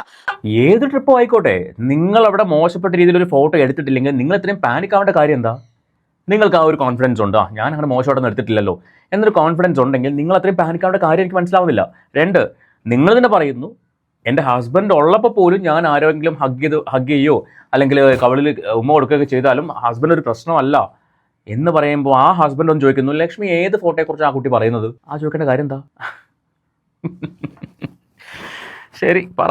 അപ്പം പിന്നെ ആ സമയത്ത് എന്ന് വെച്ചാൽ എനിക്ക് കറക്റ്റ് ആയിട്ട് ഇവിടെ കോൺടാക്ട് ചെയ്യാൻ പറ്റിയില്ല. കാര്യം എന്ന് വെച്ചാൽ നമ്മൾ എയർപോർട്ടിൽ പെട്ടു, 22 മണിക്കൂർ ഇരുന്നു, പിന്നെ ദേഹമൊക്കെ പൊട്ടിയിട്ടാണ് നമ്മൾ റൂമിൽ പോകുന്നത്. എയർപോർട്ടിൽ 22 hours ഇരുന്നാൽ ദേഹം പൊട്ടു? അത് ഈ എയർപോർട്ടിൽ അത്രയും സമയം ഇരുന്ന ആൾക്കാരൊന്ന് കമന്റ് ചെയ്യണേ. 22 മണിക്കൂറൊക്കെ എയർപോർട്ടിൽ ഇരുന്ന് കഴിഞ്ഞാൽ ദേഹം പൊട്ടു? അതെന്തിനാ പൊട്ടുന്നേ? ഒന്നും കൊണ്ട് കണക്ട് ആവുന്നില്ലല്ലോ ദൈവമേ. ബാക്കി പറ. ഇങ്ങനത്തെ ബുദ്ധിമുട്ടുകളൊക്കെ നമുക്ക് വന്നിട്ടുണ്ട്. അപ്പം ജയശേട്ടൻ എന്തോ ഒരു മനസ്സിലൊരു വിഷമം പോലെ, എനിക്ക് അവിടെ എന്തോ സംഭവിച്ചോ, എന്നെ ആരെങ്കിലും ഉപദ്രവിച്ചോ, എനിക്ക് എന്തെങ്കിലും ഇത് പറ്റിയോ, എന്നിട്ട് ഞാൻ എന്തെങ്കിലും ഹൈഡ് ചെയ്യുന്നതാണോ എന്നൊക്കെ ഓർത്ത് ജയശേട്ടൻ എന്തോ ഭയങ്കര ഒരു വെപ്രാളം, ഭയങ്കര ടെൻഷൻ ആവാൻ തുടങ്ങി. ഇങ്ങനെ 1 2 ആയിട്ട് ഇവിടെ സംസാരം തുടങ്ങി. അപ്പം ഞാൻ ഈ കുട്ടിയെ പിന്നെ നമ്മുടെ ശ്രീനിയേട്ടൻ മരിച്ച സമയത്ത് അവളെ അവിടെ വെച്ച് കാണുന്നുണ്ട്. ഞാൻ ഈ കുഞ്ഞിനോട് ചോദിക്കുന്നു, മോളെ എന്താണ് നിന്റെ ഫ്രണ്ട് ഇനി എന്ത് വീഡിയോ കണ്ടെന്ന് പറഞ്ഞാലും ഫോട്ടോ കണ്ടെന്ന് പറഞ്ഞാലും നീ അതിങ്ങ് അയച്ചതാ, നീ ഒന്ന് ജയശേട്ടനോട് സംസാരിക്കും, ഈ വഴി കൂടെ അല്ലേ പോകുന്നത്, മോളൊന്ന് വന്ന് ചേട്ടനോടൊന്ന് സംസാരിക്കും. ഞാൻ വരാൻ ചേച്ചി, അയ്യോ ചേട്ടൻ ആ മെസ്സേജ് കണ്ടോ, ചേച്ചി എന്താ ഡിലീറ്റ് ചെയ്യാന്ന് ചോദിച്ചു. ഞാൻ തന്നെ ഡിലീറ്റ് ചെയ്യുന്നത്. നല്ല സാഹചര്യമല്ല ചോദിക്കുന്നത്. ഒരു മരണത്തിന് വന്നിട്ട് അവിടെ നിന്ന് ചോദിക്കാണ് എൻ്റെ ഫോട്ടോ ഏതാ കണ്ടതെന്ന്. സമ്മതിക്കണം ടീമിനെയൊക്കെ. ഞാൻ നേരത്തെ ചോദിച്ചത്, നിങ്ങൾക്ക് ഇത്രയും നിങ്ങൾ ടെൻഷൻ ആവുന്ന ആള് എന്താ ആ RJ വിളിച്ചെന്ന് ചോദിച്ചില്ല? എടോ താൻ എന്ത് ഫോട്ടോയെ കണ്ടത്, അൻസിബ എങ്ങനെ പറയുന്നുണ്ടല്ലോ, താൻ എന്ത് ഫോട്ടോയെ കാണിച്ചത് എന്ന് ചോദിച്ചാൽ അവിടെ തീരേണ്ട കാര്യമാണ്. അതിനൊരു ആഗോള പ്രശ്നമാക്കി മാറ്റി എൻ്റെ പൊന്നോ. എന്തായാലും ഈ വിഷയങ്ങൾ ഇത് തുടർന്നുകൊണ്ടിരിക്കും. ഇവർ പല ഇൻ്റർവ്യൂകൾ കൊടുത്തുകൊണ്ടിരിക്കും, അവസാനിക്കും തോന്നുന്നില്ല. അപ്പോൾ എൻ്റെ കാഴ്ചപ്പാട് എനിക്ക് തോന്നുന്നൊരു കാര്യം എന്ന് പറയുന്നത്, ഈ പറയുന്ന പോലെ അൻസിബ ചോദിച്ച ചോദ്യങ്ങൾക്ക് വ്യക്തതയില്ലാത്ത ഉത്തരങ്ങൾ കൊടുക്കാതിരിക്കാൻ വേണ്ടി, അല്ലെങ്കിൽ വ്യക്തമായിട്ട് ഉത്തരം ഇല്ലാത്തത് കൊണ്ട് ഒരു പക്ഷേ അൻസിബയ്ക്ക് അഗെയിൻസ്റ്റ് ആയിട്ട് ഇങ്ങനൊരു അലിഗേഷൻ ഉണ്ടാക്കിയതായിട്ടാണ് എനിക്ക് തോന്നുന്നത്. ഇതിനകത്ത് ശ്വേതാ മേനോൻ ശരിക്കും അവർ പ്രസിഡന്റ് ആയിരുന്ന സമയത്ത് അവർക്ക് ഇവർ രണ്ടുപേരും വിളിച്ചിരുത്തി എന്താണ് പ്രശ്നമെന്ന് ഇരുത്തി സംസാരിച്ച് തീരാവുന്ന കാര്യം ഉണ്ടായിരുന്നുള്ളൂ. അവർക്കെന്നല്ലെങ്കിൽ ഒരു ടീമിന് അതിന് വേണ്ടി അപ്പോയിൻ്റ് ചെയ്യണമായിരുന്നു.